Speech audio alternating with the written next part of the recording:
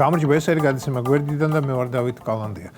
მეგობრებო, თქვენ იცით სააკაშვილის რისთვის ყოფილა გასამართლებული? ანუ არსებულმა ხელისუფლებამ ის რისთვის გაასამართლა? არა, ის რაც ყველამ ვიცი და რაც გონია ეს თურმე არ შეესაბამება სინამდვილეს და სინამდვილე კი იმაში მდგომარეობს, რომ მიხეილ სააკაშვილი გასამართლებულია ქვეყნის სიყვარულისთვის. დიახ, მეგობრებო, ქვეყნის, ანუ საქართველოს სიყვარულისთვისაა გასამართლებული და სანამ მიშა არ იქნება თავისუფალი, საქართველო იქნება რუსულ ჭაობში. არ გეგონოთ, რომ ეს ჩემი მოგონილი სიგიჟეა, მეგობრებო. ჩემი ავადმყოფური ფანტაზიაც ვერ მივიდო და ასეთ ეგრეთ წოდებულ ჭეშმარიტამდე. გითხავთ ალბათ, საიდან მოვიტანე მე ეს? და გეტყვით, არ მოგერიდებით. მე სოციალში ხშირად ვაწყდები ხოლმე სხვადასხვა უცნაურ ჯგუფსა თუ ერთობას თუ კავშირს და თუ გვერდი ღია აქვთ, დიდი ინტერესი თუ ეცნობი მათ ნამოღვაწარს. ვკითხულობ კომენტარებს, ვათვალიერებ ფოტოებს და ვარ ჩემთვის ჩუმად. არასდროს ვერევი მათ მარაქაში.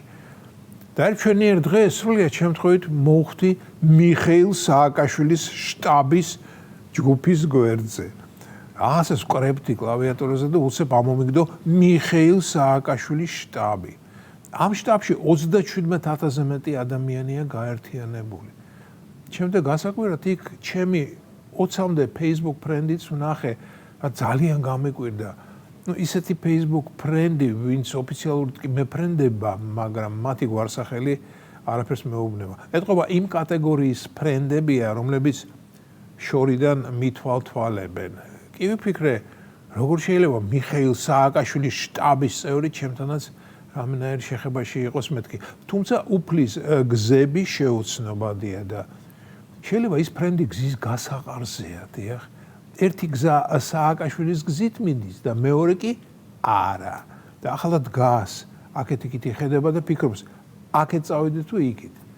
ჩემი დამსახურება იმაში შეიძლება გამოიხატოს, თუ კი იმ მერყევ სულს ჩემკენ, ჩვენკენ, ჩვენ გზაზე წამოვიყვან. ამას ნახევრად ხუმრობით ვამბობ, მეგობრებო, მაგრამ ასევე ნახევრად სერიოზულად, დიახ. ხოდა შევედი იმ შტაბის გვერდზე, გამოვიერე და ეს გზავნილი, რაც ზემოთ მოგახსენეთ, იქ წავიკითხე. ანუ შტაბის ერთ-ერთი წევრი თვლის, რომ სააკაშვილი სამშობლოს სიყვარულის გამოა გასამართლებული. ანუ გამოდის სამშობლო რომ არ ყვარებოდა, მაშინ ხელს არავინ ახლებდა. და შემდეგი ფრაზა, სანამ მიშა არ იქნება თავისუფალი, საქართველო რუსულ ჭაობში იქნებაო. საინტერესოა, როგორ წარმოუდგენია ამის დამწერს ეს პროცედურა. ვთქვათ, მე ვამბობ ვთქვათ, მიშა გამოუშვეს და მეტიც ისევ გადასცეს ქვეყნის მართვის გასაღები და მე ის რას გააკეთებს. დავძაბოთ ყველამ ერთად ჩვენი ფანტაზია და წარმოვიდგინოთ, რას გააკეთებს მიშა. როგორ ამოგვიყვანს რუსული ჭაობი და ხო, ჯერ ისიც უნდა გავარკვიოთ, რუსული ჭაობი რას ნიშნავს. თუმცა ამას როგორ გავარკვიოთ? ეს რომ გავარკვიოთ, ამისთვის სულით და ხორცით ნაცები უნდა ვიყოთ. ხო და მიხეილი მას მერე რაც ქოცებს ძირფესვიანად მოსპობს, ალბათ გამჭვირვალობის კანონსა და ოჯახური სიწმინდის დაცვის კანონს გააუქმებს და ეს დიდი საწინდერი იქნება იმისა საქართველოს რუსულ ჭაობს რომ დაეხსნას. ხო, ალბათ რუსეთს სანქციებს დაუწესებს.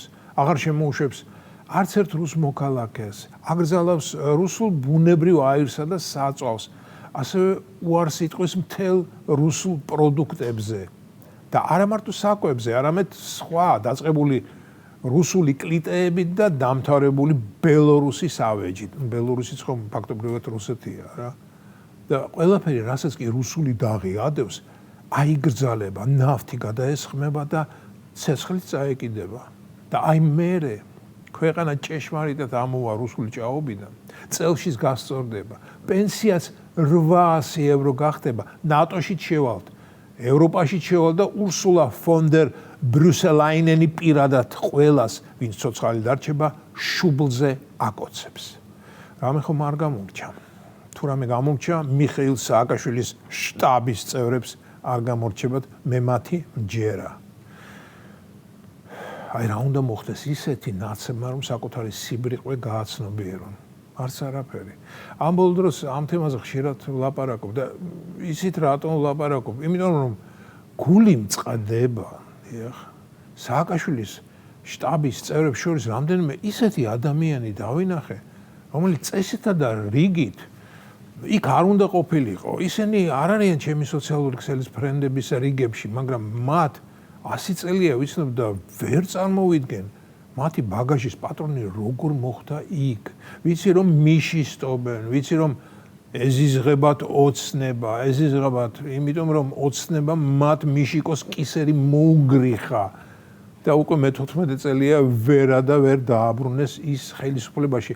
მაგრამ აი რათ უნდა სააკაშვილი ამას ვერ ხვდები. ხო და ეს ჩემთვის მართლა საწყენია.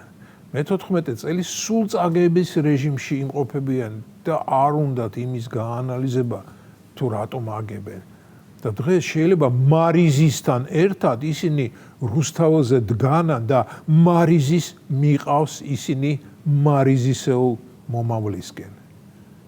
და განა ეს არ არის კატასტროფა. ეს იყო გადაცემა გვერდიდან და მე ვარ დავით კალანდია.